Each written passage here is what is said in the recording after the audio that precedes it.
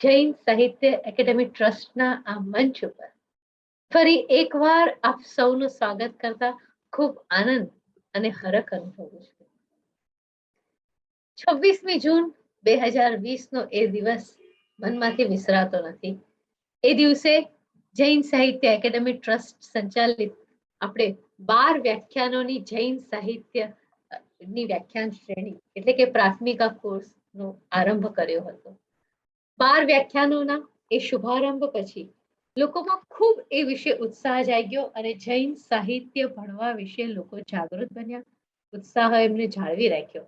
પરિણામે 2 ઓક્ટોબર 2020 ના દિવસે આપણે જૈન સાહિત્યના એક સર્ટિફિકેટ કોર્સનું આયોજન કર્યું. 80 વ્યાખ્યાનો દરમિયાન જૈન સાહિત્યની વિવિધ ધારાઓ વિશેષતાઓ વિશે આ મંચ ઉપર વાત થઈ અને 1 ઓગસ્ટે એ કોર્સ સંપન્ન થયા પછી તમારા સૌનો જે ખૂબ સુંદર પ્રતિભાવ મળ્યો, જેમાં મૂળ રૂપે તમારા સૌની માંગ હતી કે આપણે જૈન સાહિત્યનો એક સઘન અભ્યાસક્રમ કરવો અને એવો સઘન કે જેમાં હવે જે વિષયો ભણ્યા છીએ એમાં થોડુંક ઊંડાણથી વધારે વિસ્તારથી ભણી શકીએ. અને પરિણામે આજે તમારી સમક્ષ ફરી પાછા 2 શોર્ટ ટર્મ કોર્સ લઈને જૈન સાહિત્ય એકેડેમી ટ્રસ્ટ હાજર છે.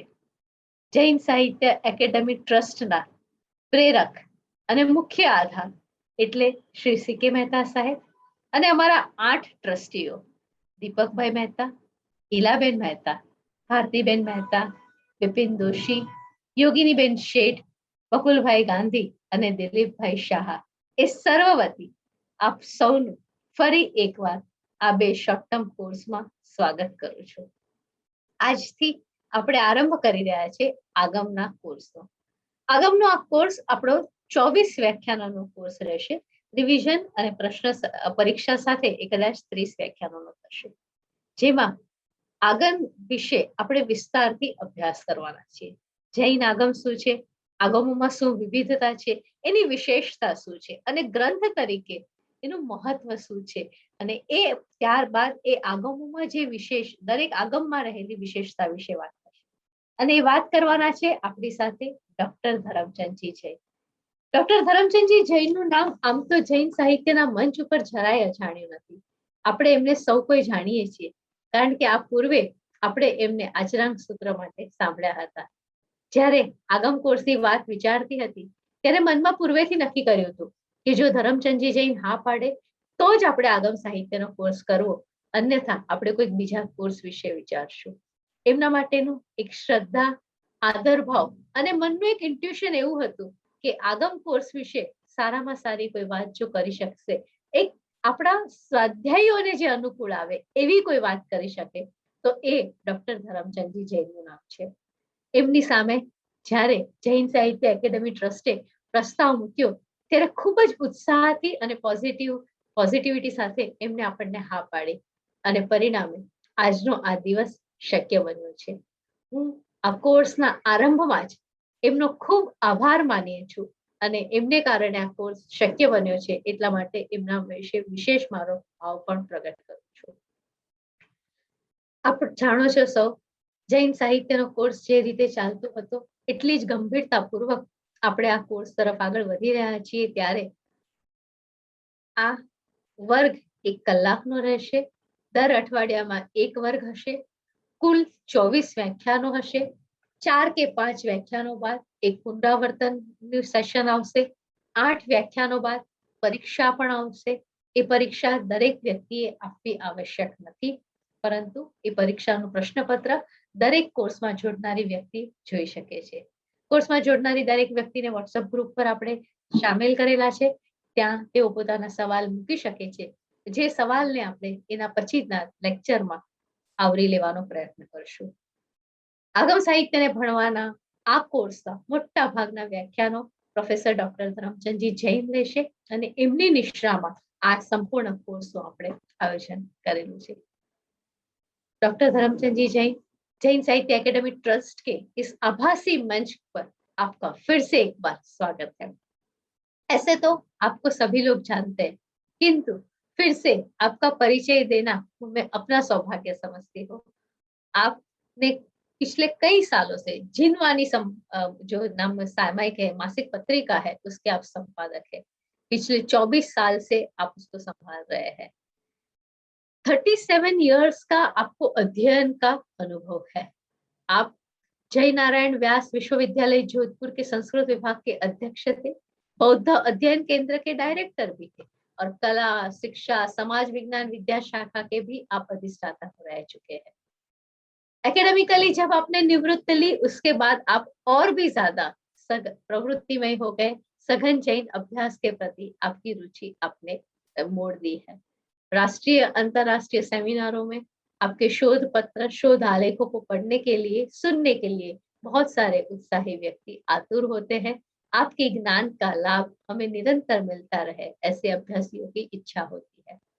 जैन धर्म दर्शन के तलस्पर्शी विद्वान आप। जैन जैन धर्म ग्रंथों का अध्ययन तो आपने किया है, बट आपके पास एक विशेषता यह है कि आप संस्कृत, प्राकृत आदि भाषा को भी जानते हैं। परिणाम रूप जैन साहित्य के साथ आपने भारतीय दर्शन का भी अभ्यास किया हुआ है। ऐसे एक ज्ञानी व्यक्ति हमारे साथ आज जुड़े हुए हैं और उनके पास से हमें अष्टांग सूत्र के बारे में जानने को प्राप्त होगा।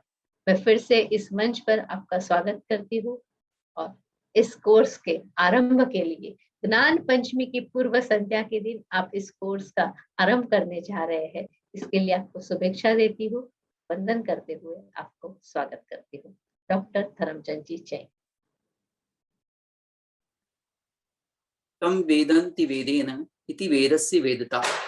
जिसको प्रत्यक्ष से नहीं जाना जाता है, जिसको अनुमिति से यानी अनुमान से नहीं जाना जाता है, उसको आगम से, वेद से जाना जाता है। हम वेद की बात करते हैं। जब प्रत्यक्ष से और अनुमान से जिसको हम नहीं जानते, तर्क से नहीं जानते, उसको हम वो वेद से जानने की बात कर रहे हैं। हम आगम से जानने की बात कर सकते हैं कि जिसको हम प्रत्यक्ष से, अपनी इंद्रियों से नहीं जान सकते, तर्क आदि के द्वारा नहीं जान सकते, अनुमान से नहीं जान सकते, उन विषयों का ज्ञान हम केवली प्रणीत आगमों से कर सकते हैं।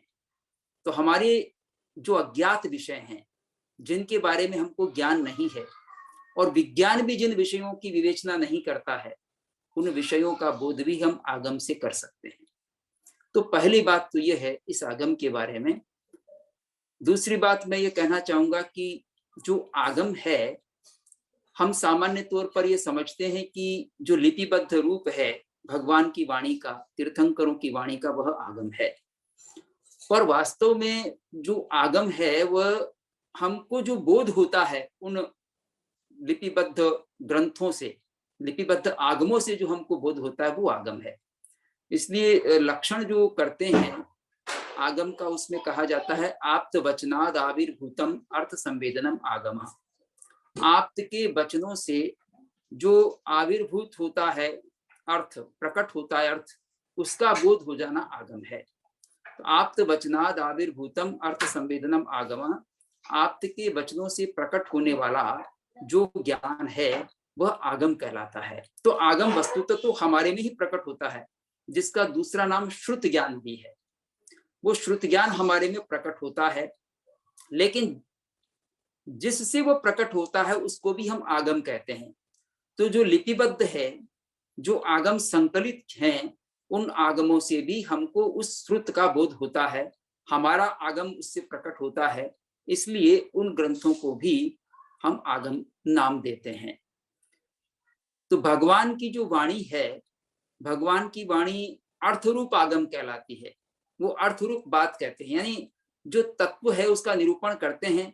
शब्द कुछ भी दिए जा सकते हैं, अर्थरूप में बात कही जाती है।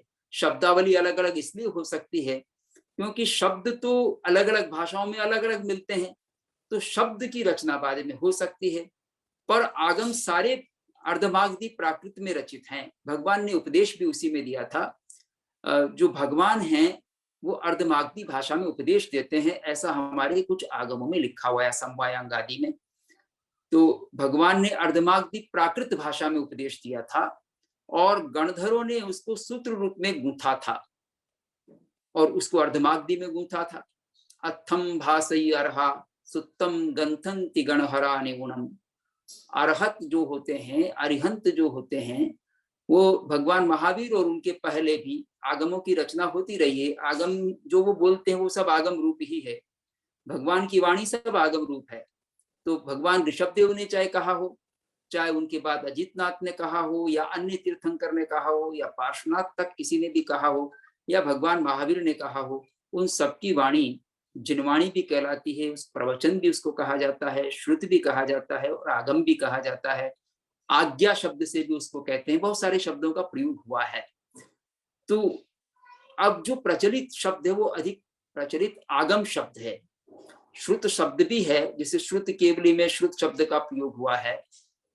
केवली तो केवली है, लेकिन श्रुत केवली भी होता है, और श्रुत स्थविर भी होता है। श्रुत स्थविर होता है जो जिसको श्रुत का बोध विशेष रूप से है, आगमों का बोध विशेष रूप से, वो श्रुत स्थविर कहलाता है। तो श्रुत कहो आगम कहो एक ही बात है, और जिसको उसका ज्ञान है उसको श्रुत ज्ञान है, सम्यक ज्ञान है श्रुत का। तो ये जो आगम है जो परंपरा से चल रहा है, तीर्थंकर ने कही वाणी और उसको सूत्र रूप में गूंथा गणधरों ने, और वह फिर एक आचार्य से दूसरे आचार्य तक, दूसरे आचार्य से तीसरे आचार्य तक पहुंचता रहा, या वाचनी श्रवण करने वाले उसको श्रवण करते रहे और अपने नेक्स्ट परंपरा को देते रहे। वह भी इस रूप में आगम ही है। आगम यानी आया हुआ, और गम धातु गत्यर्थक भी है और ज्ञानार्थक भी है। तो आगम जो ज्ञान की सरणी निरंतर एक परंपरा से दूसरे एक से दूसरे तक पहुंचती रहती है, वो आगम है। तो आगम में भगवान की जो वाणी है मुख्य रूप से तो वही जब आगे तक पहुंचती है, और उसके आधार पर जो निर्माण होता है स्थविरों के द्वारा, पहले तो गणधरों के द्वारा फिर स्थविरों के द्वारा भी निर्माण होता है, वह भी आगम की कोटि में आता है। स्थविर आचार्य होते हैं जो पहले तो 14 पूर्वधारी हुआ करते थे, फिर 10 पूर्वी हुए, और उसके पश्चात भी जो कुछ वैसे तो इनको विशेष महत्व दिया गया है, 14 पूर्वी को, 10 पूर्वी को।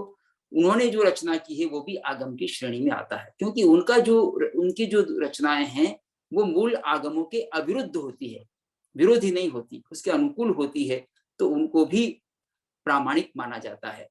तो ऐसे आगमों की भी रचनाएं होती रही हैं। भगवान ने जो कहा आगम की बात, जो भी उनकी वाणी है उसको हमने आगम के रूप में स्वीकार किया, पर उस आगम को हम क्यों पढ़ें, क्या आवश्यकता है उस आगम को पढ़ने की? तो उसके लिए हमारे ग्रंथ बहुत सारी बातें कहते हैं। स्थानांग सूत्र भी कहता है कि नाणठयाय, ना ज्ञान की प्राप्ति के लिए, ज्ञान के लिए हमको आगम का अध्ययन करना चाहिए। दंसनठयाय, दर्शन की प्राप्ति के लिए, यानी हमारा दर्शन शुद्ध हो, दृष्टिकोण शुद्ध हो, ज्ञान की प्राप्ति हो, दृष्टिकोण शुद्ध हो। चरित्रठयाय, चरित्र की शुद्धि हो, इसके लिए। और व्युत्ग्रह के उपशमन के लिए, यानी किसी प्रकार का हमारे मन में विवाद हो, संशय हो, तो उसके निवारण के लिए भी आगम को पढ़ना चाहिए। और एक कारण और बताया कि जो आगम है उस आगम को की परंपरा का विच्छित्ति नहीं हो, उस विच्छित्ति को रोकने के लिए भी, और दूसरा ये कि जो यथार्थ का ज्ञान कर लूं, इस दृष्टिकोण से भी आगम का अध्ययन करना चाहिए। कि जहत थे वा जानिस सामिति कट्टू, जहत थे यथार्थ को जान लूंगा, इस भावना से आगम का अध्ययन करना चाहिए। ये कुछ 5 कारण बताएं, इसके अलावा भी 5 कारण स्थानांक सूत्र में बताए हैं। एक तो संग्रहठयाये, संग्रह के लिए, यानी ज्ञान का संग्रह करने के लिए। संग्रह करने का अर्थ यहाँ पर वैसा संग्रह नहीं जो धनादि का संग्रह किया जाता है। विद्या को जब हम पढ़ते अध्ययन करते हैं तो विद्या का भी कणशः संग्रह होता रहता है, ऐसे ही ज्ञान राशि का भी वर्धन होता है। उसके लिए भी हमको आगम का अध्ययन करना चाहिए। जैसे मान लीजिए आज किसी को प्रथम कक्षा का ही बोध है, या एक आगम को जानता है तो दूसरे आगम को जानेगा, तो उसका और ज्ञान में वृद्धि होगी। तो संग्रह के लिए भी ज्ञान को पढ़ना चाहिए। संगठयाये।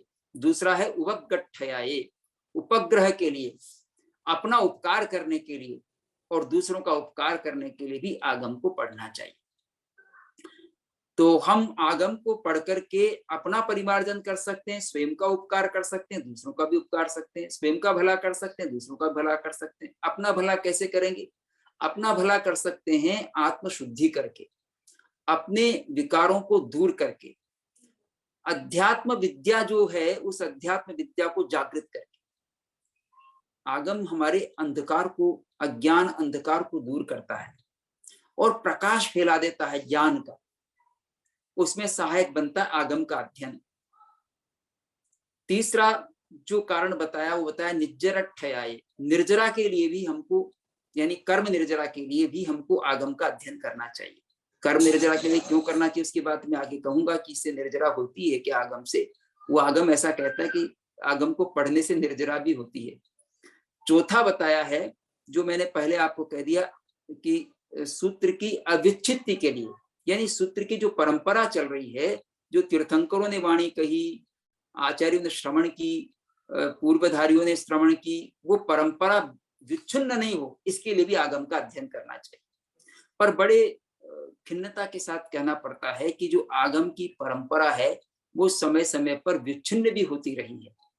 कैसे होती रही है आप देखेंगे कि आचारांग सूत्र का जो प्रथम श्रुति स्कंध है उसका 7वां अध्ययन महापरिज्ञा अध्ययन था, जो आज उपलब्ध नहीं है। प्रश्न व्याकरण सूत्र के बारे में जो कथन आता है नंदी सूत्र में, समवायांग सूत्र में जो उसका परिचय दिया गया है, वैसा प्रश्न व्याकरण सूत्र आज उपलब्ध नहीं है। दूसरा ही प्रश्न व्याकरण सूत्र उपलब्ध है। तो ये विच्छित्ति हो गई, उसका विच्छेद हो गया, मूल का विच्छेद हो गया, कुछ दूसरा उसके स्थान पर आ गया है। तो ऐसे ही और भी आगमों के बारे में हो सकता है कहीं कहीं कोई ऐसा स्खलना हुई हो, इसीलिए समय समय पर आगम की वाचनाएं भी हुई और आगम की वाचनाओं में उन आगमों को संकलित किया गया। क्योंकि पहले जो परंपरा रही है वो मौखिक परंपरा रही है आगमों के अध्ययन की। तो एक मुख से सुनकर के उसको जब पूरा स्मरण भी रखते हैं, कंठस्थ भी करते हैं, उसका अर्थ भी जानते हैं, तब वो आगम की धारा निरंतर चलती रहती है। केवल कंठस्थ करने से चले भी और न भी चले। यद्यपि वेदों का जो पाठ है, वेदों का पाठ सुरक्षित रहा है कंठस्थ करने से भी, पर उन्होंने उसको जो कंठस्थ किया है उसमें कई तरह से उन पाठों को बोला जाता है। जो पद पाठ है, जटा पाठ है, घन पाठ है, इस तरह से अनेक तरह से पाठों को भांति भांति से यति आदि के माध्यम से बोला जाता रहा है। इसलिए वेद सुरक्षित रहे हैं आज तक भी। और कई वेद पाठी ऐसे हैं जो उसका अर्थ भी नहीं जानते हैं, फिर भी उन्होंने उसको सुरक्षित रखा है, क्योंकि परंपरा बोलने की, याद करने की रही है। आज भी आगमों को याद करने की परंपरा है, आपको ध्यान हो कि नहीं हो, पर कई संत मुनिराज आगमों को कंठस्थ करते हैं। पर अब करने लगे हैं, बीच में किसी ने नहीं किया हो, स्खलना हो गई हो, तो उसमें विच्छित्ति का भय रहता है। आगम की जो मूल भावना है वो दूर न हो जाए, इसके लिए आगम का अध्ययन करना चाहिए, ताकि भगवान की वाणी सुरक्षित आगे से एक पीढ़ी से दूसरी पीढ़ी तक पहुंचती रहे। नहीं तो वो कैसे पहुंचेगी अगर हम अध्ययन नहीं करेंगे तो। पांचवी जो बात है वह कहा सुत्ते व पज्जवाए, मेरे पर्यव जो है वो शुद्ध हो जाए। सूत्र का अध्ययन करने पर मेरे जो आत्मा के पर्यव हैं, पर्याय हैं, वो विशुद्ध हो जाए, इसके लिए भी आगम का अध्ययन करना चाहिए। ये तो बात कही गई है आगमों में, पर मैं आपको कुछ अन्य बातों की ओर भी ले जाना चाहता हूँ। आपको सेजल बहन ने जो ये आज का प्रोग्राम है, उस प्रोग्राम में कुछ बातें लिखी हैं कि जो अरिहंत हैं उनके अरिहंत के स्वरूप का हमको सही बोध हो जाए, सिद्धों के स्वरूप से भी हमको साक्षात्कारों से भी हो जाए। ऐसे बहुत ही उन्हें इंटरेस्टिंग बातें उसमें लिखी हैं। तो उन सबके लिए भी हमको आगम का अध्ययन करना चाहिए। आगम का अध्ययन करके ही हम हमारे अज्ञान का निवारण कर सकते हैं। पर ऐसा हम मानते नहीं कि हमारे में अज्ञान है। जिसको जितना ज्ञान है वो उसके आधार पर अपने को ज्ञानी मानता है, अज्ञानी नहीं मानता। अज्ञानी वो तब मानता है जब उससे बड़ा ज्ञानी उसके सामने आ जाता है, तब लगता है उसको कि मैं अज्ञानी हूं। उससे बड़ा ज्ञानी नहीं आया तब तक वो अपने को ज्ञानी समझता रहता है। जैसे कुएं का मेंढक है, वो उतनी समुद्र में रहता है तो अपने को बहुत बड़ी दुनिया समझता रहता है। जब बाहर देखता हो आकाश इतना बड़ा है, व्यापक है, तो उसको लगता है कि हम तो बहुत सीमित दुनिया में रहते हैं। ऐसे ही हम अपने थोड़े ज्ञान के आधार पर भी अभिमान करने लगते हैं। पर जो थोड़ा थोड़ा ज्ञान बढ़ता रहता है तो फिर हमको बोध होता है कि अरे मैं तो मूर्ख हूँ, इतना ज्ञान मुझे कहाँ है। तो ज्ञान की कोई सीमा नहीं है, सीमा तब होगी जब केवल ज्ञान हो जाएगा। केवल ज्ञान नहीं होने तक तो हमारा ज्ञान सीमित ही है। वो हम अपेक्षा से कह सकते हैं इसको ज्यादा ज्ञान है, इसको कम ज्ञान है, पर ज्ञान क्या है, उसको जो सूचनात्मक ज्ञान है, तो सूचनात्मक ज्ञान है, उसने पढ़ा है उतना ज्ञान है, वो तो है, लेकिन उसको जब आत्मसात करता है तो आत्मसात करने पर वो ज्ञान का स्वरूप लेता है और भीतर से फिर ज्ञान प्रकट होता है। वो भीतर से प्रकट होने वाला ज्ञान उसके जीवन के लिए ज्यादा महत्वपूर्ण होता है।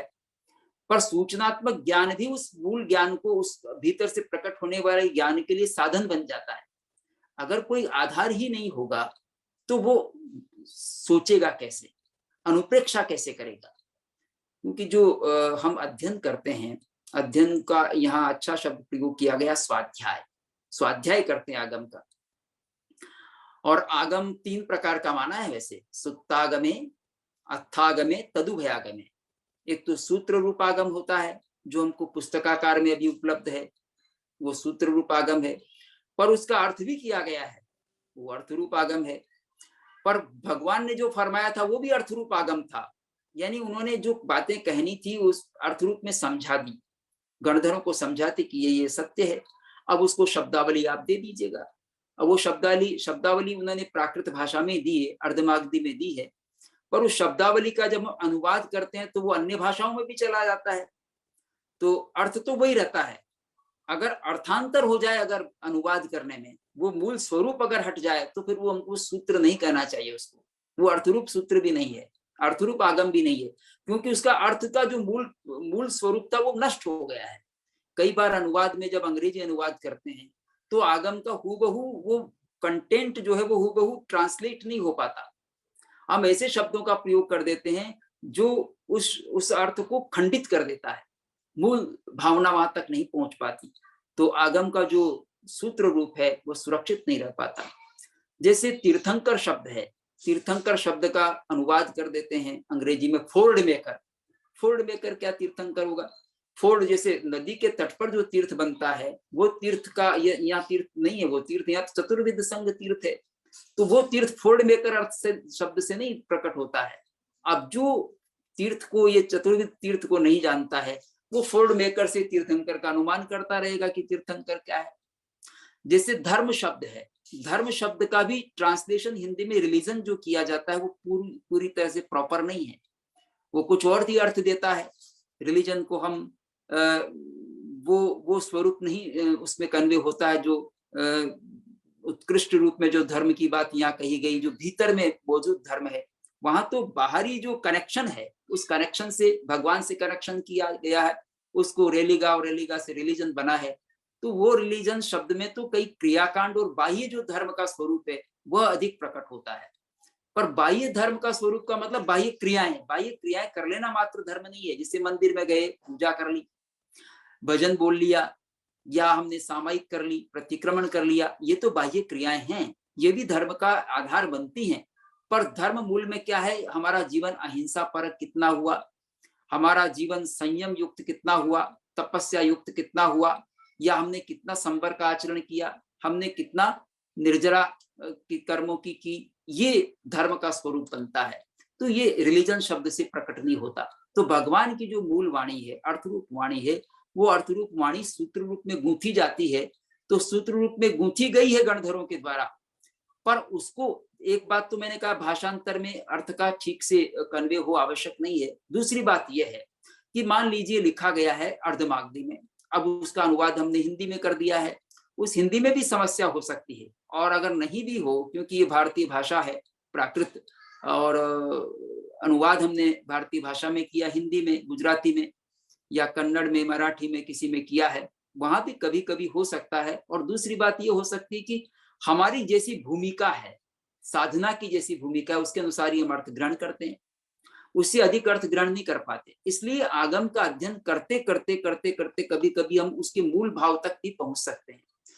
पहली बार में हमको उतना बोध नहीं होता आगम का जितना दूसरी बार में पढ़ने पर होता है, फिर तीसरी बार पढ़ने पर और उसका हमको महत्व उजागर होता है, उसका अभिप्राय समझ में आता है।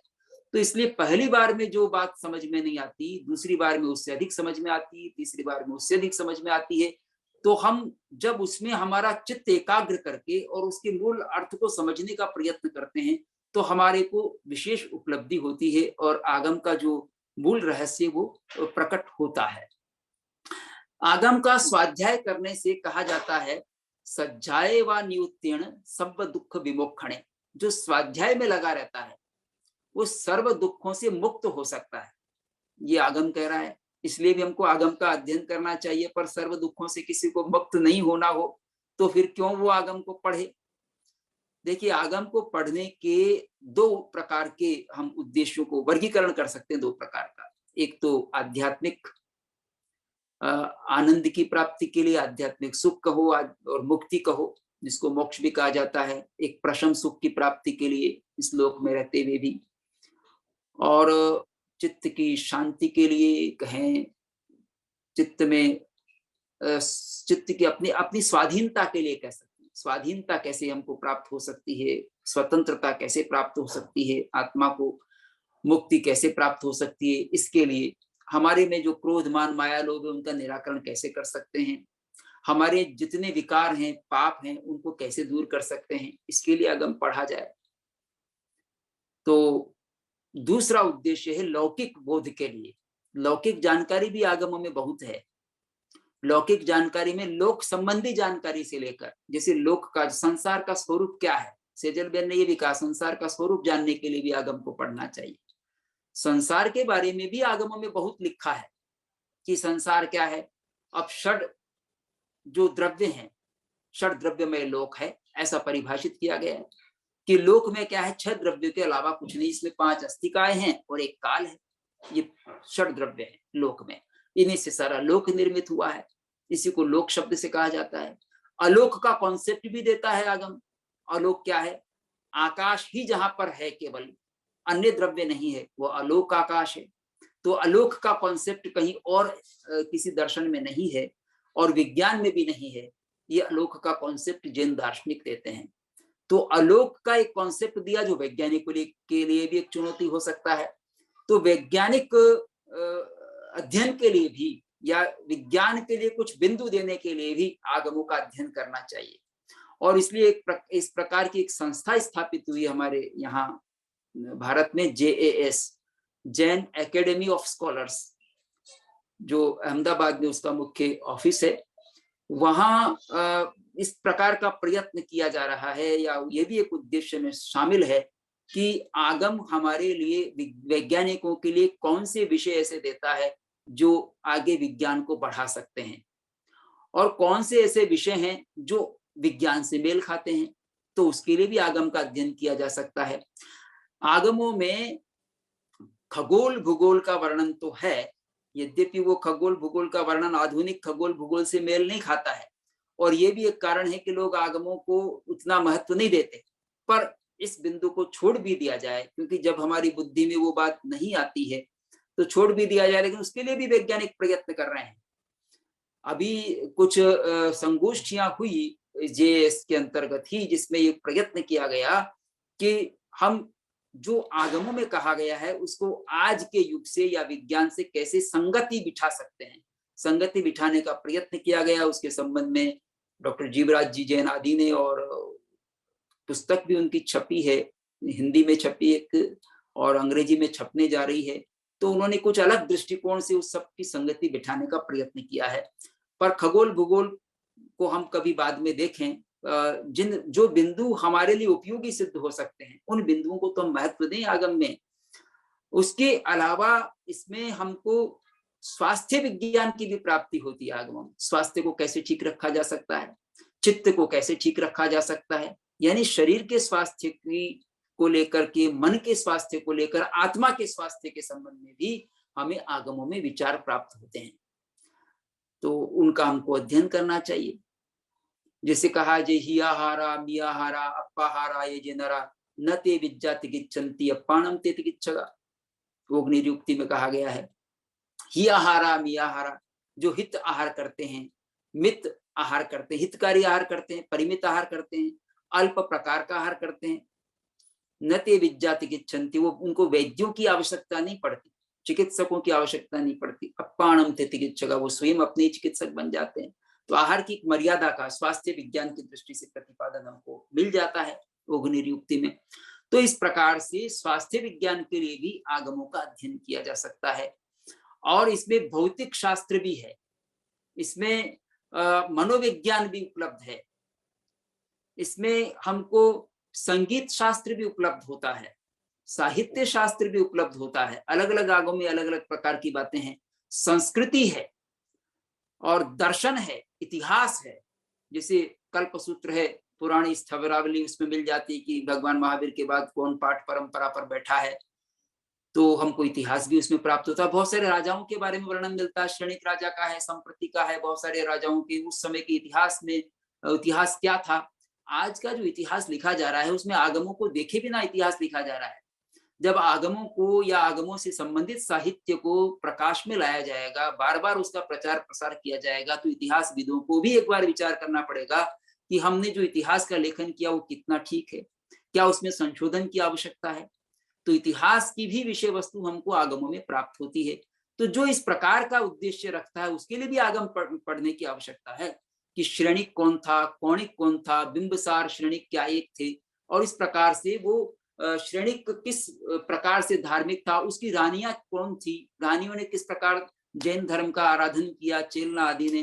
तो एक इतिहास का विषय भी हमको पर्याप्त रूप से आगमों में प्राप्त होता है, भिन्न भिन्न आगमों में उसकी चर्चा है। भगवान महावीर के समय कौन कौन ऐसे परिव्राजक थे, कौन कौन ऐसे अरहत थे, या कौन कौन ऐसे दूसरे भी साधक थे, उनका वर्णन हमको भगवती आदि सूत्र में मिल जाता है। भगवान महावीर के पूर्व जो परंपरा पार्श्वनाथ की चल रही थी, उन पार्श्वनाथ के शिष्यों की परंपरा भगवान महावीर तक भी मौजूद थी, केशी कुमार श्रमण की, उनका गौतम से संवाद हुआ है, गौतम गणधर से। तो इस प्रकार के ऐतिहासिक प्रसंग भी हमको आगमों में प्राप्त होते हैं। तो इतिहास के लिए भी आगम का अध्ययन किया जाना चाहिए। इसी तरह से दर्शन का ज्ञान करने के लिए भी आगमों में भी दर्शन उपलब्ध है और दूसरे दर्शनों की भी चर्चा है। जैसे आत्मा को लेकर के आजीवक दर्शन या चार्वाक दर्शन क्या मानता है, बौद्ध दर्शन क्या मानता है, सांख्य दर्शन क्या मानता है, उसकी कहीं कहीं हमको सूत्र कृतांग आदि में चर्चा मिल जाती है। तो आगमों में दर्शन का बोध करने के लिए भी इस पर काम भी हुआ है। आगमों में जैन दर्शन क्या है, आगमों में जैन दर्शन की चर्चा पंडित दलसुख भाई मालवणिया ने की है, और एक समणी मंगल प्रज्ञा जी ने भी इस पर शोध प्रबंध लिखा है। तो इस तरह से आगमों में दर्शन भी उपलब्ध होता, फिलोसॉफिकल कंटेंट्स हमको उसमें उपलब्ध होते हैं। जैसे अनेकांतवाद का भी मूल आधार आगम ही रहा है, आगम में वर्णन हुआ, उसी को डेवलप किया गया आचार्यों के द्वारा, सिद्धसेन, समंत भद्र आदि के द्वारा, हेमचंद्र आदि ने, हरिभद्र सूरी ने, इन सब ने अनेकांत को बहुत सुविशद रूप में प्रकट किया है। तो उसके लिए भी हमको आगम का अध्ययन करना चाहिए। ज्योतिष और गणित की विद्या भी आगमों का विषय रही है। जैसे जम्बूद्वीप प्रज्ञप्ति है, चंद्र प्रज्ञप्ति, सूर्य प्रज्ञप्ति आदि है, और अन्य आगमों में भी गणित का विषय मिलता है। तो वो समय की गणित कैसी थी या किस प्रकार की गणना की जाती, जैसे वहां पर असंख्यात, संख्यात, असंख्यात, अनंत, अनंत के भी और कई भेद हैं, अनंत अनंत भी है, तो परित अनंत है, जगन्य, मध्यम, उत्कृष्ट, अनंत भी कई प्रकार के हैं। तो अनंत का भी कोई भेद हो सकता है। ये गणित विदों के लिए एक नया चैलेंज जैन दर्शन के द्वारा या जैन आगमों के द्वारा प्रस्तुत किया गया, जिस पर काम हुआ भी है, आगे भी होने की संभावना है। तो इस तरह से साहित्य शास्त्र की बातें भी इसमें मिलेंगी। तो बहुत सारे विद्या के जो आयाम हैं, वो विद्या के आयाम भी हमको आगम में उपलब्ध होते हैं। उसके ज्ञान के लिए भी लौकिक दृष्टि से भी हमको आगम का अध्ययन करना चाहिए। उस समय कौन से नगर थे, कौन सी नदियां थी, कौन से पहाड़ थे, वो सब भी वर्णन यहाँ पर मिलता है। सांस्कृतिक दृष्टि से भी हम इसका अध्ययन कर सकते हैं और पारमार्थिक दृष्टि से भी अध्ययन कर सकते हैं। पारमार्थिक दृष्टि तो मुख्य रही है, श्रमणों का क्या आचार है, श्रावकों का क्या आचार है। आगम को पढ़कर के एक श्रमण अपने आचार को दृढ़ रख सकता है कि भाई मुझे क्या करना चाहिए, शिथिलता तो नहीं आ रही है मेरे आचार में, तो वो अपने आचार को दृढ़ रख सकता है। श्रावक भी श्रमणाचार को पढ़ करके श्रमणों को शिथिल होने से बचा सकता है कि श्रमणाचार में श्रमण अगर शिथिल हो रहे हैं तो श्रावक अगर जानकार होगा तो वो शर्म के मारे ही या उनके समक्ष, जबकि ये ज्ञाता व्यक्ति है, तो शिथिलता नहीं अपनाएंगे। तो श्रमणाचार की शिथिलता तब आएगी जब श्रावकों में उस प्रकार का बोध नहीं होगा और श्रावक जानेंगे नहीं कि श्रमणाचार का सही स्वरूप क्या है। तो श्रमणाचार का स्वरूप जानने के लिए भी आगम का अध्ययन करना चाहिए और श्रावकाचार का अध्ययन श्रावकाचार को जानने के लिए भी किया जाना चाहिए। जैसे उपासक दशांग सूत्र है, वो श्रावकाचार को अच्छी तरह प्रतिपादित करता है, 10 श्रावकों का उसमें वर्णन है। और कुछ आगमों में इस तरह के बहुत सारे कंटेंट हैं जो दोनों के लिए उपयोगी हैं, साधुओं के लिए भी है, श्रावकों के लिए भी, या सामान्य गृहस्थ के लिए भी है। जैसे विकार विजय की जितने भी बातें हैं, कैसे क्रोध को जीता जाए, उपसमेण हणि को हम माणम मद्दवया जिणे, मायम च जब भावेण लोभम संतोष वो जिणे। क्रोध को कैसे जीता जाए, उपशम से जीता जाए, मान को कैसे जीता जाए, तो विनय भाव से जीता जाए, मार्दव भाव से जीता जाए, माया को आर्जव से जीता जाए, सरलता से जीता जाए, लोभ को संतोष से जीता जाए। ऐसे बहुत सारी बातें हैं आगमों में जो हमारे जीवन को जीवन का मार्गदर्शन करते हैं। यही नहीं, हमारे लाइफ मैनेजमेंट की बात अगर हम कहें तो लाइफ मैनेजमेंट किस प्रकार से किया जाना चाहिए, ये भी हमको आगमों से बोध हो सकता है। आगम एक खजाना है, निधि है, जिसमें अखूट संपदा भरी है, अखूट रत्न भरे हैं। उन रत्नों का बोध हमको हो। देखिए, जो वेद हैं, वेदों में आध्यात्मिकता उतनी नहीं है। उसके पश्चात का जो साहित्य उपनिषद आदि में जरूर है, लेकिन वेदों में नहीं है।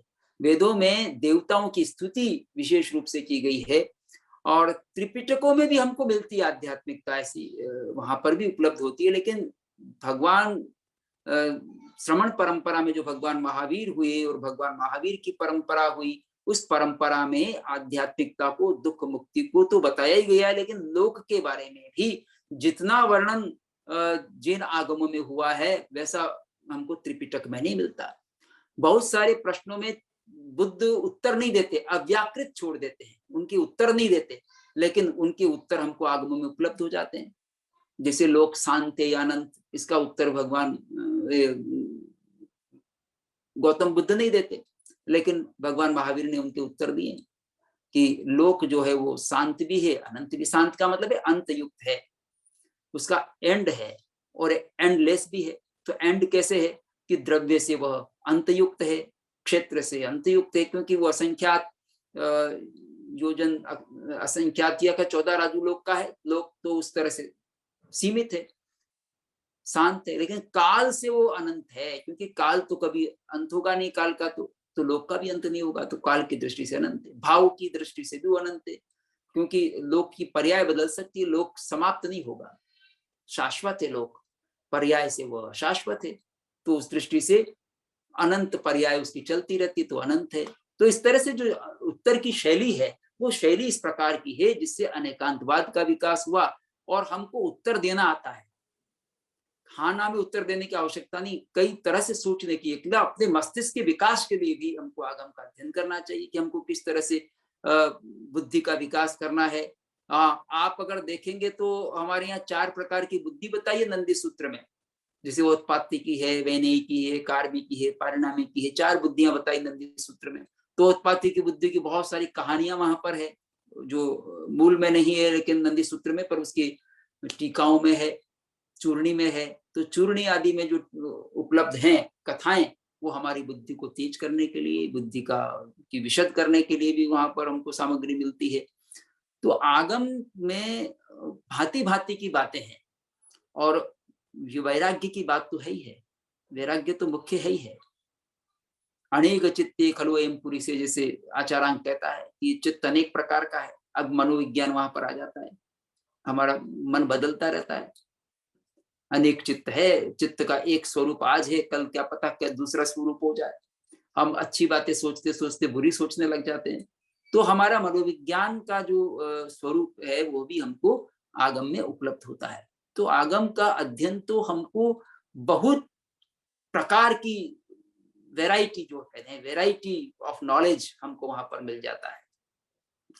तो ये आगम का अध्ययन, जैसे आचारांग अपनी बात कहता है, सूत्रकृतांग अलग ढंग से, जैसे आचारांग में हमको आचार से संबंधित बातें मिलेंगी, मनोविज्ञान की बातें मिलेंगी, अशरण भावना है, अनित्य भावना है, ये पुष्ट होती रहती है। सूत्रकृतांग में जैसे दार्शनिक बातें भी आई हैं, लेकिन साधना की बातें भी आई हैं। वहां पर भी जैसे वीर्य है, पराक्रम करते हैं, पराक्रम करते हैं, वीर्य पुरुषार्थ करते हैं। तो पुरुषार्थ हम कैसा करते हैं? एक चोर भी पुरुषार्थ करता है, एक आतंकवादी भी पुरुषार्थ करता है, वीर्य वो भी करता है।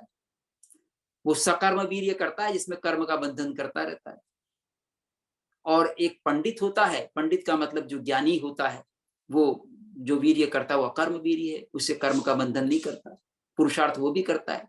पुरुषार्थ जो हमको शक्ति साधन सब मिले हैं उनको हम कैसे यूटिलाइज करते हैं, ये आगम बताता है कि आप यूटिलाइज किस तरह से करोगे।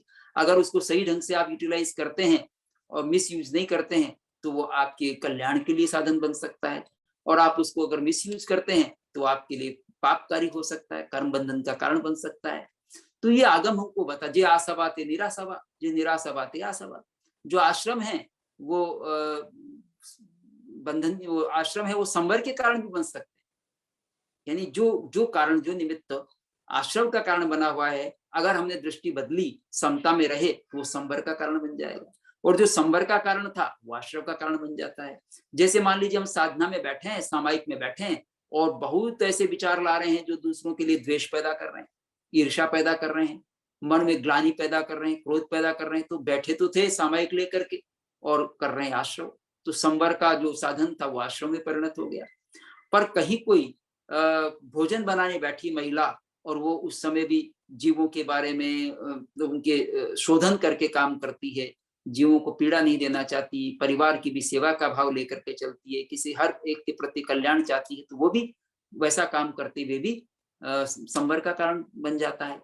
तो कुछ अंशों में, पूरी तरह नहीं पर कुछ अंशों में उस तरह का परिवर्तन देखने को मिलता है।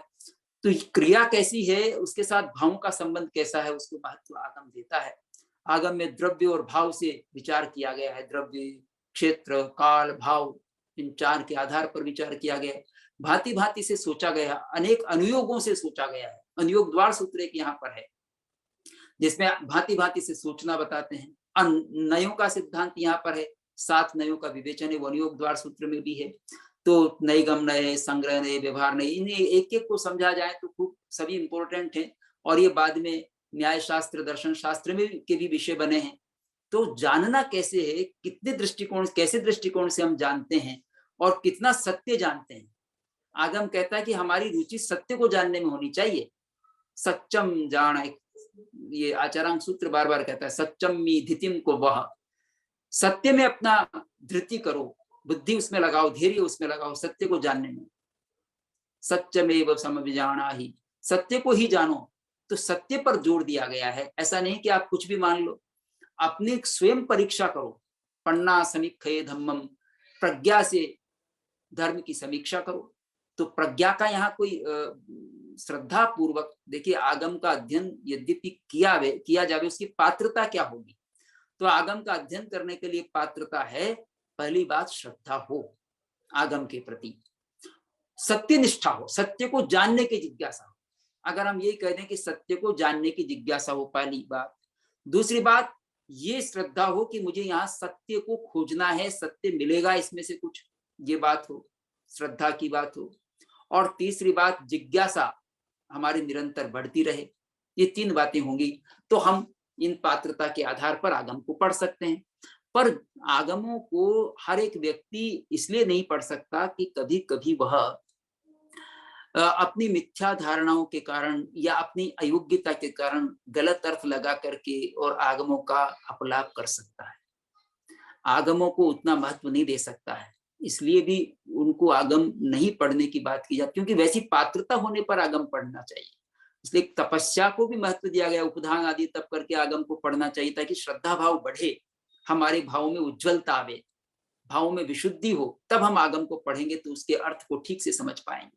उपेक्षा भाव से पढ़ेंगे तो वो हमारे लिए उतना समझ में नहीं आएगा। श्रद्धा और विनय आवश्यक है, जिससे विद्या ग्रहण करते हैं उसके प्रति विनय आवश्यक है, उसके प्रति श्रद्धा आवश्यक है, तब किसी से हम विद्या सीख सकते हैं। अगर उसके प्रति हमारा अहोभाव नहीं है, विनय भाव नहीं है, तो गुरु से हम उतना नहीं सीख सकते। यही कारण है कि एक ही कक्षा में अलग अलग छात्र अलग अलग प्रकार से ज्ञान सीख पाते हैं। कोई तो सुनता ही नहीं है बात को, पूरा अधूरा ही सुनता है, श्रद्धा नहीं है, एकाग्रता नहीं है। तो श्रद्धा और एकाग्रता से हम उसका सही भाव समझे और उसमें से सत्य को ढूंढे, सत्य पर आस्था करें।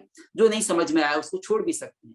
जो हमारी बुद्धि में प्रवेश नहीं कर रहा, उसकी निंदा किए बिना उसको छोड़ सकते हैं कि ये नहीं समझ में आ रहा है, हो सकता है इसको कुछ अभिप्राय और हो, पर उसकी निंदा और विकथा करने की बजाय जो समझ में आया उस पर आस्था करें, नहीं समझ में आया उसको पुनः समझने के लिए प्रयत्नशील बने और अपनी मेधा को, अपनी पात्रता को बढ़ाएं।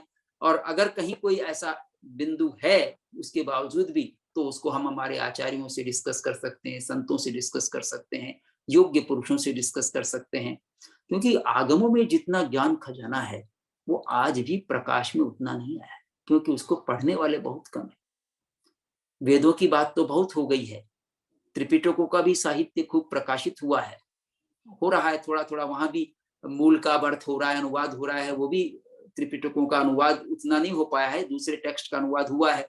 तो अभी भी त्रिपिटक प्राकृत में है, वह पाली भाषा में मौजूद है, कुछ अनुवाद हुआ है, पर सारा अनुवाद अभी भी सब भाषाओं में चल रहा है। ऐसे ही आगम का भी अनुवाद अन्य भाषाओं में भी करने की आवश्यकता है, लेकिन अनुवाद करते समय इस बात का ध्यान रहे कि शब्दानुवाद नहीं हो, अर्थानुवाद हो, उसमें अभिप्राय खंडित नहीं हो।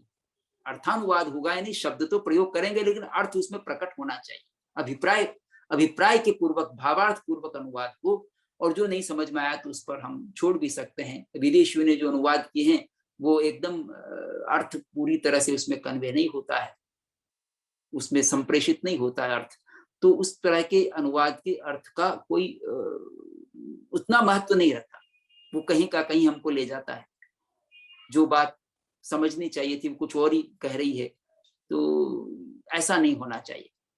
अब एक बात मैं कहूं आपको कि स्वाध्याय से ज्ञानावरण कर्म का क्षय होता है, ऐसा उत्तराध्ययन सूत्र कहता है। प्रश्न किया गया, उत्तराध्ययन सूत्र का 29वां अध्ययन है, उसमें खूब सारी परीक्षाएं की गई हैं, 73 प्रश्न परीक्षाएं हैं। तो उसमें ये कहा गया है कि सज्जायन किम जनई, स्वाध्याय से क्या होता है, तो कहा गया सज्जायन नानावर्णिजम कम्मम खवई, ज्ञानावरण कर्म का क्षय होता है।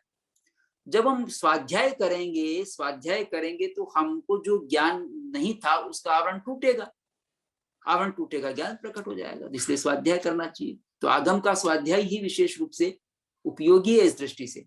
कुछ तो आवरण और पैदा करने वाला भी अध्ययन हो सकता है, जो हमारे को मोहित कर दे, हमारी बुद्धि को निर्बल बनाने के बजाय कलुषित कर दे, ऐसे ग्रंथों का, ऐसे साहित्य का अध्ययन स्वाध्याय नहीं है।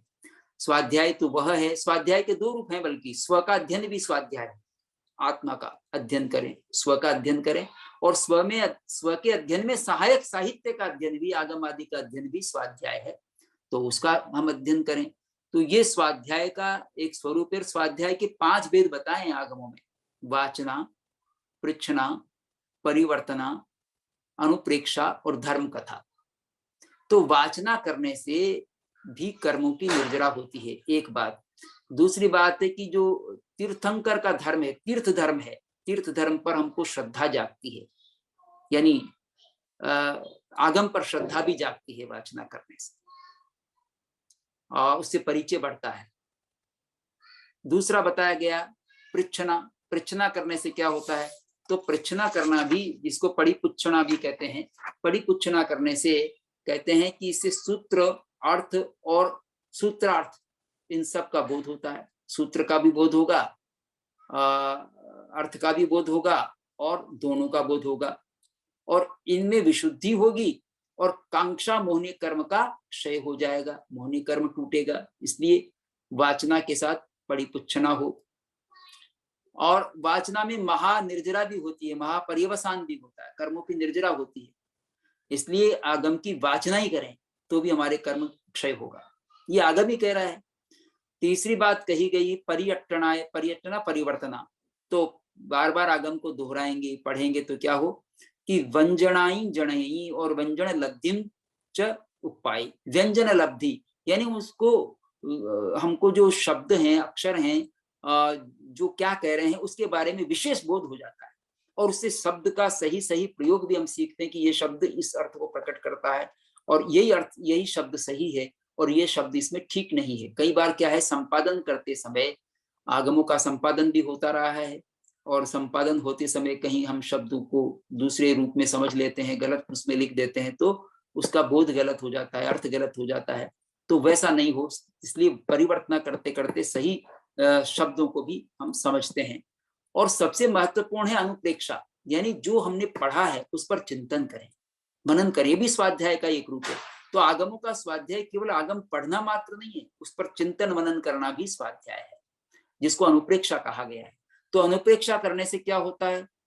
तो सत्य कम्ब पगड़ी वो घणीय बंधन बद्धाओ शिथिल बंधन बद्धाओ पकड़े ही।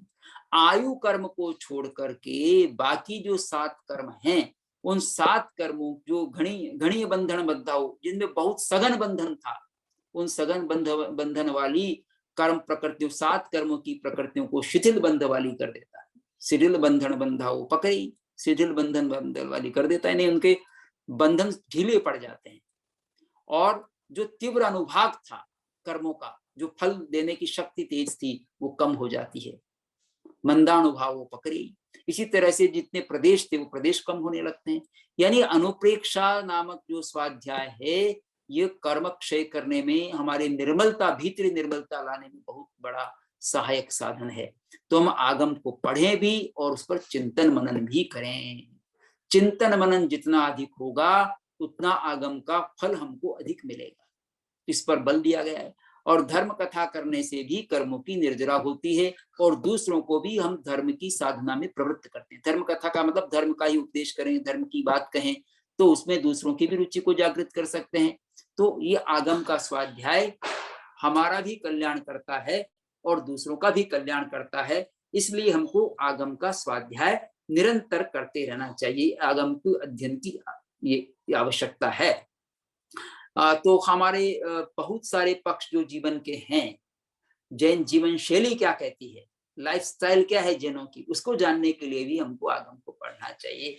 कि आगम को पढ़ करके हम जो हमारे आदर्श पुरुष हुए हैं, जिन्होंने मुक्ति को प्राप्त किया है, उन्होंने किस प्रकार का जीवन जिया है, उनकी जीवन शैली क्या रही है, आगम किस प्रकार की जीवन शैली का प्रतिपादन करता है। वो तप की भी बात करता है, तो तपस्या क्यों करनी चाहिए।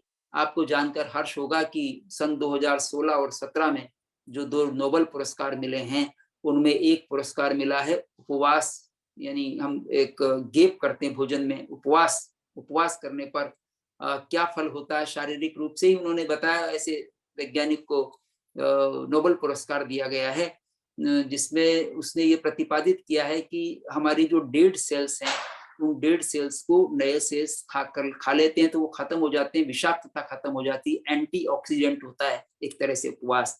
तो ऑक्सीडेंट्स जो पैदा हुए वो खत्म हो जाते हैं, इसलिए उपवास करना चाहिए, उन्होंने शोध करके बताया। और आगम तो पहले से उपवास की बात करता रहा है और उसके अलावा भी बहुत सारे तपों की चर्चा करता रहा है। इसके साथ एक रात्रि भोजन का त्याग की बात आगमों में कही गई है। विशेष रूप से साधु साध्वियों के लिए तो एकदम मनाही है, निषेध है। रात्रि में वो पानी भी नहीं पीते, आहार भी नहीं करते, पानी भी नहीं पीते, सब कुछ उनके लिए त्याग है। तो उसके संबंध में भी हमारा शाम के भोजन और सवेरे के भोजन में 15-16 घंटे का हमारा गैप होना चाहिए। अगर इस प्रकार का गैप होगा तो स्वास्थ्य ठीक रहेगा और कैंसर जैसी बीमारी पर भी हम मुक्ति पा सकते हैं। तो इस तरह से बहुत सारे जो प्रयोजन हो सकते हैं, जिनके कारण से हमको आगमों का अध्ययन करना चाहिए। आज क्योंकि समय अभी हो रहा है, मैं इतनी ही बात कहूंगा और किसी के प्रश्न होंगे तो जरूर वो भी चर्चा करेंगे। तो मैं पहले व्याख्यान में आप सबको धन्यवाद देता हूँ ज्वाइन करने के लिए। और मैं आपको थोड़ा सा संकेत कर दूं कि इसमें आगम का अध्ययन क्यों करें, इसके साथ आगम का स्वरूप क्या है। जैसे अंगागम है, उपांगागम है, छेद सूत्र है, मूल सूत्र है, या चूली का सूत्र है, या इनकी निरुक्ति है, भाष्य है, चूर्णी है, टीकाएं हैं। थोड़ा थोड़ा बहुत इनके बारे में भी करें कि ये क्या है, इस तरह का आगम व्याख्या साहित्य क्या है, और आगम की कब कब वाचनाएं हुई, अभी कब का आगम मौजूद है। एक बात कहना चाहूंगा कि एक आचार्य जो हरिभद्र सूरी है, उन्होंने एक बात बहुत ही महत्वपूर्ण कही कि आज अगर आगम नहीं होता हमारे सामने, मान लीजिए ये मौखिक चलता रहता और मौखिक की परंपरा लुप्त हो जाती, इसको लिपिबद्ध नहीं किया जाता और आगम का स्वाध्याय नहीं होता, तो क्या हमारे हाथ में आगम होता और हम उसको जान पाते।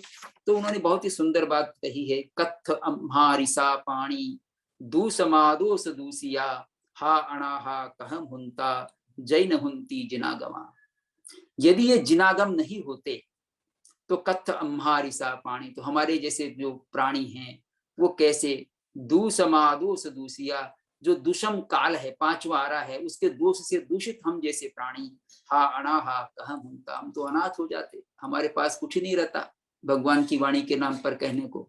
तो आगम आज हमारे पास उपलब्ध है तो भगवान की वाणी उपलब्ध है, और भगवान की वाणी उपलब्ध है तो हम उसका स्वाध्याय कर सकते हैं, उनकी बात को जान सकते हैं, उनके उपदेशों को जान सकते हैं। तो इस तरह से ये आगम का अध्ययन हमको सीधा कनेक्ट कर रहा है भगवान से।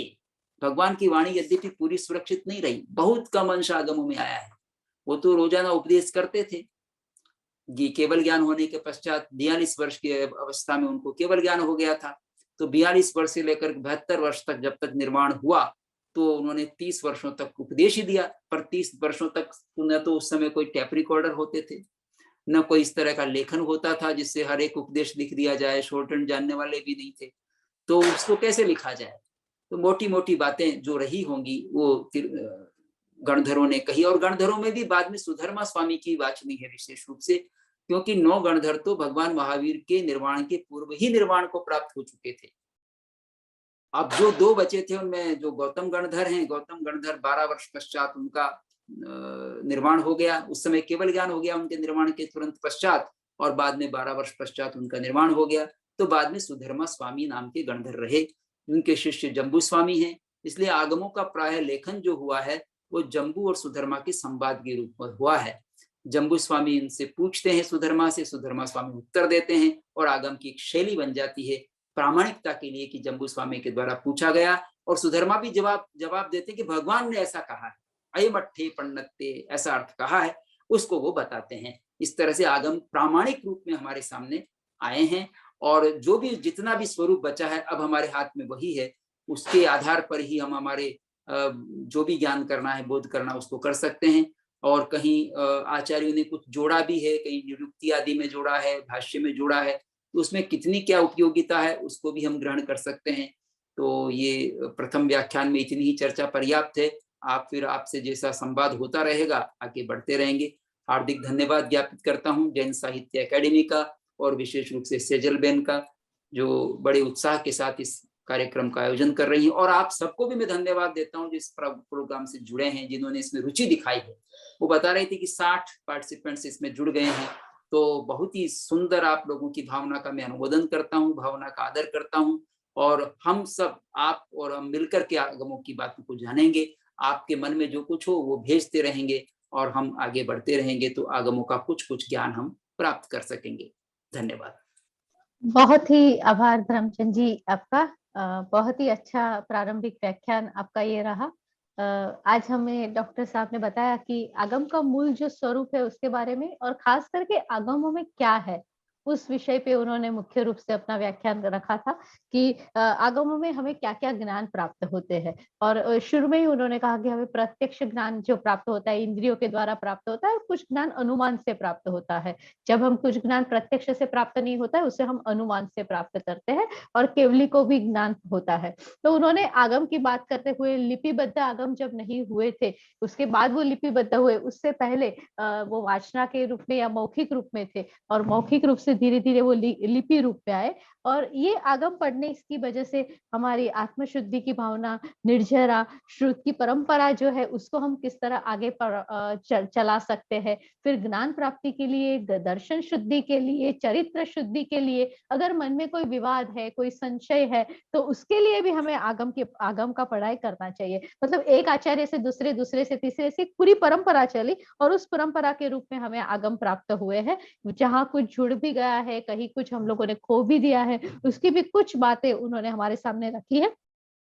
उसके बाद शुरू में उन्होंने कहा कि जो वेद साहित्य है उसमें फिलोसॉफिकली बात इतनी नहीं थी, अध्यात्म की बात नहीं थी, त्रिपिटक में कुछ थी, बट आगम में मुख्य रूप से काफी सारी फिलोसॉफी हमें प्राप्त होती है। और उससे किस तरह हमें ये पढ़ने से किस तरह विशुद्धि प्राप्त होती है उसके प्रति भी उन्होंने हमारा ध्यान आकर्षित किया, कि पर्याय किस तरह विशुद्ध होते हैं उसके बारे में भी उन्होंने हमें बताया। उसके बाद उन्होंने हमें बताया कि आगम जो दो प्रकार के ज्ञान, हमें जो दो प्रकार का वर्गीकरण उन्होंने किया कि अध्यात्म आनंद की प्राप्ति के लिए एक आगम होता है जिससे हमें प्रशम सुख की प्राप्ति होती है, चित्त को शांति मिलती है, स्वाध्याय करते हैं। और दूसरी ओर वो बताते हैं कि लौकिक बोध के लिए भी हमें आगम पढ़ने चाहिए। ऐसा नहीं है कि सिर्फ हमें अध्यात्म बोध होता है, बट तो हमारे आचार, श्रावक के आचार क्या होते हैं, श्रवण के आचार क्या होते हैं, उसके बारे में भी हमें ज्ञान प्राप्ति होती है। कुछ वैज्ञानिक अध्ययन भी हमें प्राप्त होता है। उसके बाद उसमें मनोविज्ञान है, उसमें संगीत शास्त्र है, उसमें संस्कृति है, उसमें इतिहास है, उसमें दर्शन है, और ये सभी कुछ हमें आगमों से प्राप्त हुआ है। ये उन्होंने बताया। चार प्रकार की जो बुद्धि है उसके बारे में नंदी सूत्र में जो है उसके बारे में बताया। आचरांग सूत्र की भी काफी बात उन्होंने कही। सूत्र कृतांग में क्या है, जो साधना की बात आई है वो किस तरह से आई है, पुरुषार्थ की बात भी उन्होंने हमारे सामने रखी। और खास करके कहा कि आगम पढ़ने के लिए हमारे पास क्या पात्रता होनी चाहिए। एक तो श्रद्धा होनी चाहिए, सत्य निष्ठा होनी चाहिए, और सत्य खोजने की जिज्ञासा होनी चाहिए। ये तीन चीज अगर होती है, जिज्ञासा होती हो, सत्य निष्ठा हो और श्रद्धा हो, तभी हम वो आगम को पढ़ सकते हैं, आगम को हम पा सकते हैं। तो ये बात उन्होंने आज हमारे सामने रखी। और खास करके आगम की विशेषता, आगम में किस विविधता पूर्ण ज्ञान हमें प्राप्त होता है, वो आज हमें डॉक्टर धर्मचंद जी ने बताया। सर, अगर आपकी आज्ञा हो तो कुछ दो तीन छोटे से सवाल है, तो अभी साथ में ले ले। बहुत ही हाँ, छोटे ले से। लीजिए, ले लीजिए। एक सवाल किसी ने ये पूछा है कि मूर्ति पूजक जो संप्रदाय है, उसमें आगम का अभ्यास क्यों नहीं होता है? हाँ, हाँ, हाँ, हाँ।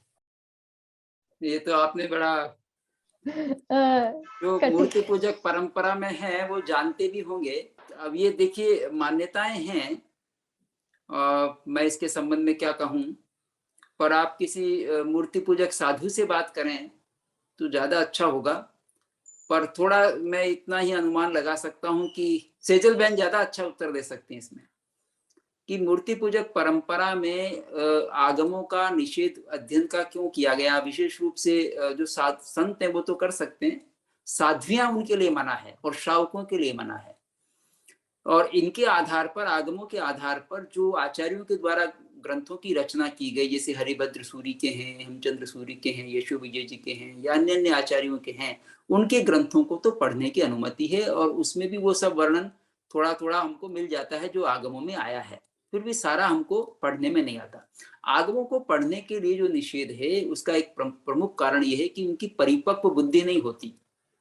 पाठकों की परिपक्व बुद्धि नहीं होने से वो कुछ का कुछ समझ लेते हैं, अर्थ का अनर्थ हो जाता है, तो इसलिए वो जो प्रयोजन है वो पूरा उसका फलित नहीं होता। इसलिए आगमों को हर एक को पढ़ने की अनुमति नहीं दी गई, और एक पावनता भी रखी गई।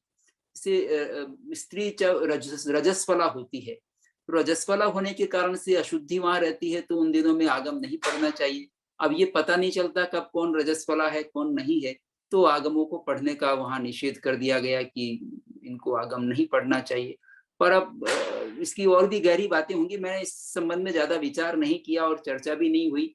इसके बारे में सेजल बेन ज्यादा जानती होगी कि क्यों आगम पढ़ने का निषेध किया। दो तीन बातें मुझे समझ में आई हैं कि इसकी एक तो पात्रता पूरी होनी चाहिए, पवित्रता होनी चाहिए। पात्रता और पवित्रता ये दो नहीं होंगी। और तीसरा ये कि जो साधु हैं वो साधु हो सकता है जो जो गृहस्थ हो, वो गृहस्थ अगर कोई शिथिल आचार साधु है तो ऐसा कर सकता है कि भी इनके बारे में जानकारी होगी तो हम शिथिल आचरण न कर सके, पर ऐसा मुझे नहीं लगता कि ये कोई कारण होना चाहिए। और कारण होंगे तो सेजल बहन बताएंगी। नहीं, धर्मचंद जी, आपने बहुत ही अच्छी तरह ये बात रखी है कि कुछ ऐसी हमारी एक तरफ मान्यता है और दूसरी तरफ हमारी पात्रता का जो अभाव है। और ये इतने पवित्र ग्रंथ है कि कहीं हमारे दोष की वजह से उस ग्रंथ दूषित ना हो जाए, इसीलिए एक मान्यता है। उसके पीछे जो गहरे वजह है वो उसके बारे में हम ज्यादा चर्चा नहीं कर पाएंगे इस मंच पर, बट कुछ ऐसी मान्यताएं जुड़ी हुई है परंपराओं से। दूसरा एक सवाल पूछा है, टोटल आगम कितने हैं? हाँ, ये प्रश्न देखिए, आगम श्वेतांबर और दिगंबर परंपरा दोनों ही आगमों का कथन करती है। और दिगंबर परंपरा में हमको सरवार सिद्धि आदि ग्रंथों में उन आगमों के, अंग आगमों के नाम भी प्राप्त होते हैं जो 12 अंग आगम माने जाते हैं। पर वो कहते हैं कि ये लुप्त हो गए हैं। तो दृष्टिवाद का कुछ रूप उपलब्ध है जो कषाय पाहुड़ और षटखंडागम आदि के रूप में है। अब स्थानकवासी परंपरा और मंदिर, ये तेरा पंथ जो है स्थानकवासियों से निकले हुए तेरा पंथ, जो श्वेतांबर तेरा पंथ परंपरा है, ये 32 आगम स्वीकार करते हैं। और जो मूर्ति पूजक परंपरा है जिसमें तपागच्छ खरतगच्छ आदि सब आ जाते हैं, वो 45 आगम स्वीकार करते हैं। और 45 आगम के साथ साथ कुछ 84 आगम तक भी ले गए हैं, जिसमें प्रकीर्णकों की संख्या अधिक हो जाती है। यहाँ 10 प्रकीर्णक माने गए 45 आगम में, वहाँ 30 प्रकीर्णक मान लिए। निरुक्तियों को भी गिन लिया गया है। कुछ और भी इस तरह से आगमों की संख्या जोड़ी गई है, तो उसमें 84 की संख्या बन जाती है। तो 84 का भी कॉन्सेप्ट है, 45 का भी है, 32 का भी है। ये 3 कॉन्सेप्ट चल रहे हैं हमारे जैन समाज में। और जो दिगंबर परंपरा है वो षटखंडागम, कषाय पाहुड़ और फिर कुंदकुंदाचार्य के जो ग्रंथ हैं उनको परमागम के रूप में स्वीकार करते हैं। मूलाचार आदि ग्रंथों को भी मानते हैं, पर हमारे जो आगम हैं उनको वो आगम के रूप में स्वीकार नहीं करते। उनकी मान्यता है कि लुप्त हो गए हैं, उनकी ये धारणा चल रही है। और ये उस कमी का वो अनुभव करते हैं उनमें जो विद्वान लोग हैं कि भाई हमको ये श्वेतांबर आगम पढ़ने चाहिए, क्योंकि बहुत सारी बातें श्वेतांबर आगमों में जो कही गई हैं वो दिगंबरों के यहाँ नहीं है। तो इसकी कभी तो हम दोनों एक दूसरे को पढ़ने लगेंगे, पढ़ते भी हैं, अभी कुछ कुछ पढ़ते हैं। तो ये अच्छा होगा जब सभी सबको पढ़ें। हमारे मंच की और एक अच्छी बात यह है धर्मचंद जी कि यहाँ पर तीनों सभी लोग हैं। यहाँ हमारे साथ श्वेतांबर परंपरा भी है, दिगंबर परंपरा से भी कुछ जुड़े हुए हैं। बहुत अच्छा, बहुत अच्छा। तो सभी लोग यहाँ पर है। और एक सवाल आया है कि स्वाध्याय इज विपासना एज पर आचरांक सूत्र? नहीं, स्वाध्याय और विपश्यना अलग है। विपस्सी शब्द का आचारांक सूत्र में प्रयोग हुआ है, लेकिन विपस्सी का मतलब है देखने वाला। दृष्टा भाव से जो देखता है ना वो विपश्ची है। तो विपश्ची तो केवल देखने वाला है दृष्टा भाव से, जिसमें समत्व की साधना पुष्ट होती है। और स्वाध्याय व्यापक शब्द है। स्वाध्याय स्व का अध्ययन भी है, जिसमें विपश्यना भी अंग बन सकती है, लेकिन वो उससे बढ़कर इसलिए है कि इसमें साहित्य का भी अध्ययन किया जाता है।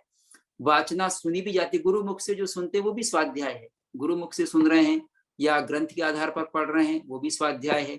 और जो हम उसको बार बार पढ़ते हैं, पूछते हैं गुरुओं से, प्रश्न पूछ करके जो कर रहे हैं वो भी स्वाध्याय है। जैसे हम यहाँ प्रश्न पूछ रहे हैं, ये भी स्वाध्याय ही है, स्वाध्याय का ही अंग है ये। और उस पर जो अनुप्रेक्षा है वो भी स्वाध्याय, वो विपश्ची में नहीं आएगा। विपश्यना में अनुप्रेक्षा नहीं होती, विपश्यना में तो केवल दृष्टा भाव रहता है। तो स्वाध्याय उससे डिफरेंट एस्पेक्ट है, डिफरेंट अवधारणा है, एक नहीं है दोनों। बस और एक चंद्रकांत लाठिया करके है, उन्होंने हमारे पास कुछ रेफरेंस बुकों के नाम पूछे हैं, तो वो तो हम धीरे धीरे उनको देंगे कि आगम पढ़ने के पहले अपने आप को तैयार करने के लिए हमें कौन कौन से किताबें पढ़नी चाहिए।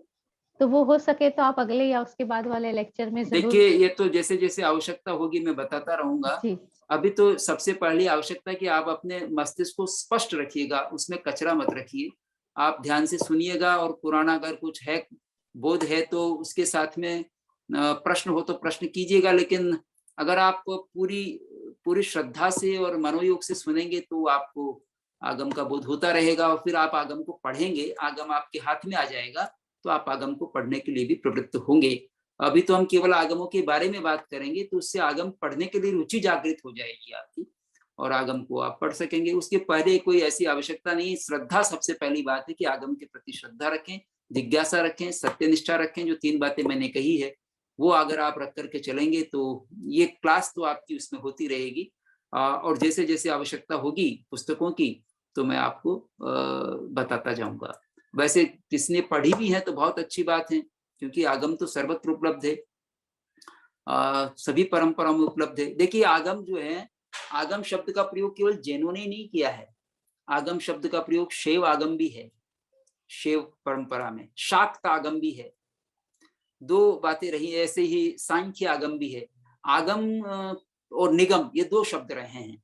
निगम कहते हैं वेदों को, और वेदों के पश्चात जो विभिन्न परंपराओं में ज्ञान की धारा बही है उसको आगम कहा गया है। पर जैन आगम जो है वो, अगर जब बहुत सारे आगमों की भारतीय परंपरा में चर्चा करेंगे तो जैन शब्द लगाना आवश्यक है, जैन आगम। पर हम जैन आगमों को जानते हैं, इसलिए कक्षा में यहाँ आगम शब्द से ही हमने काम चला लिया, नहीं तो जैन आगम कहने की आवश्यकता पड़ती है, क्योंकि वहां भी वैदिक परंपरा में भी आगम शब्द का प्रयोग है। शिवागम, शाक्तागम आदि आदि, और निगम वेद के अर्थ में आता है, तो आगम और निगम ये दो शब्द वहां पर चलते हैं। तो आगम शब्द जो है वो जैनों का अपना है। अब आपका प्रश्न क्या था?